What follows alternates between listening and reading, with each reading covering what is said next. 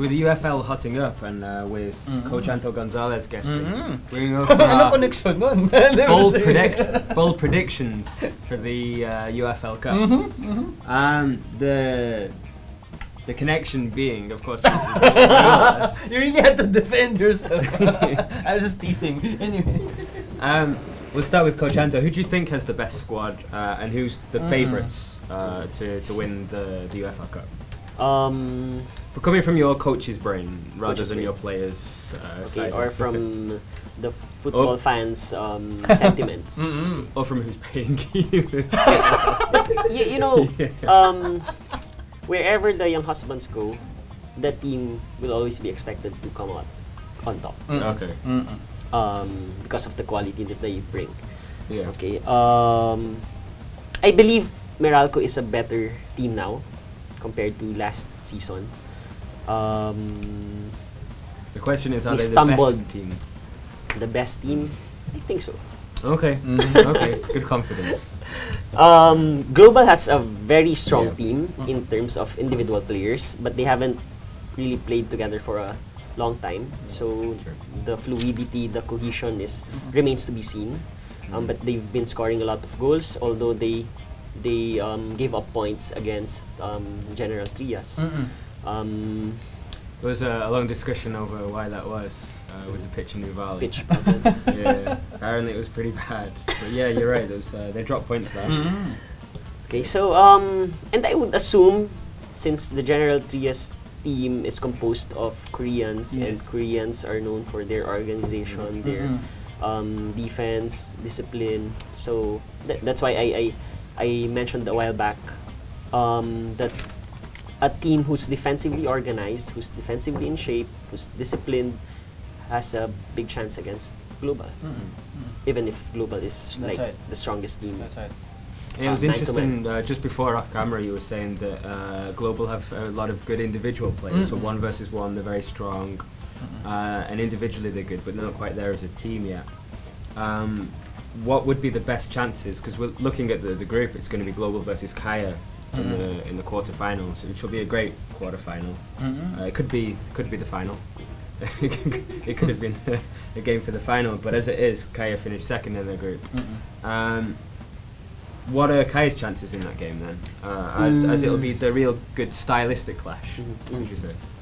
I was really looking at Kaya before the season started to really be more assertive in attack, because their main recruits were supposedly to help them score more goals.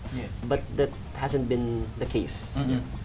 So I don't know, maybe they need some time of playing together.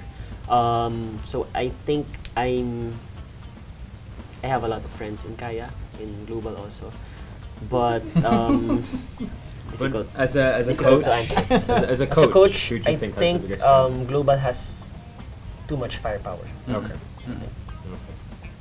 So, yeah, even in the league last season, they were the lowest scoring out of, I think they were 6th or 7th in the list of the top scoring teams. So Kaya's problem was scoring goals. They were very good defensively though. So it'll be a good stylistic clash between the two of them. Nate, who do you go for? Look at all the teams left in the competition. Right. Who do you think will win? I would, again, they had been building up for the cup and of course for the upcoming league.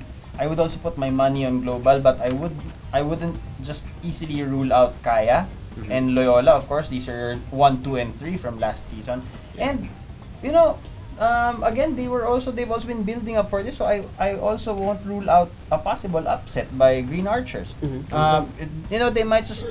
It looks as if they are actually poised to end strong. They had been hungry for to be in this kind of position. They weren't able to achieve this from the last league, no. Of course, Air Force, they have yet to qualify out of their group. So I wouldn't.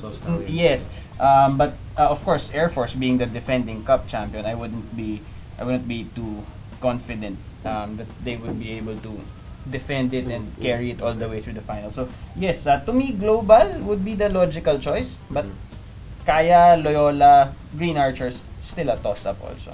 Okay. Yeah, it's a very strong UFL Cup this time round. As we were just spoken about before, we'll have Global versus Kaya. We could well have Loyola versus Stallions in the quarterfinals. So we'll have the top 4 from the league facing off in the quarterfinals. I think that'll eventually mean that if this algebra has been worked out, the winner of Global Kaya could meet the winner of Loyola versus Stallions in the final. So that would be a great match to see. No, sorry, I'm wrong. That would be the semi-final. They'd meet each other in the semi-finals. So it's probable that only one of the top 4 will be in the final. Out of the top 4, then it seems like it'd be the Green Archers for you. But if we're not including the top 4, who do you think has the best chance, Coach Anto, of upsetting one of the top 4 in the final? I haven't seen General Trias play, yes. but for them to draw Global, yes, they must be a pretty strong team. Diliman Pachanga also. I think they are they're one of the dark horses in this cup. Of course, they beat us, and their team is composed of the top 2 teams from the 2nd division. And Pachanga, if they kept their team intact, they could actually end up in the top 5 easily in the first division. So they just made their team stronger by getting players from Diliman. So there, General Trias and probably Diliman Pachanga. Excellent. Yeah, it really looks interesting, and so we'll be coming up for Do or Die Tuesdays tomorrow at the time of taping. So we'll know really who's in the quarterfinals for that. But it's shaping up to be a very good UFL Cup. Would you, Coach Anto, say that it's now the best time for Philippine football domestically in the leagues, in the UFL itself, both Cup and League, with the players that have come in, even the pitches, as bad as we say they are, they have been progressing and improving. Is it now the best time ever for Philippine football? I think so. Yeah, definitely. A lot of foreign players have come here. A lot of the ASCAL players who were previously based abroad, they've left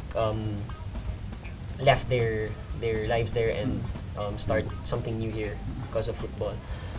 So I think, and all the teams have gotten better.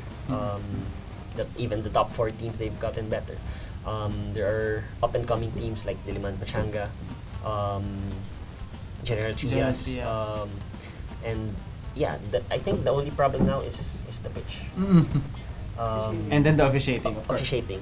In as much as it's parang inversely proportioned. Yes. Proportion. Mathematical techniques we've got here. So the quality of the teams have really gone up, while officiating has somewhat maybe still dropped down a bit. But at least I think the playing times have been, I think your wishes have been heard. No more noon time, no more 2 p.m., 4 p.m. games. Yeah, that's good. But we really have to do something about the pitches. Yes, of course. It would have been great if the McKinley pitch was set up in time. Finished. That was the original plan, I believe, but yeah, it's still being constructed as we speak. So there. Yeah. So bold predictions, just to wrap up. You're going to say who's going to win? Global for Nate.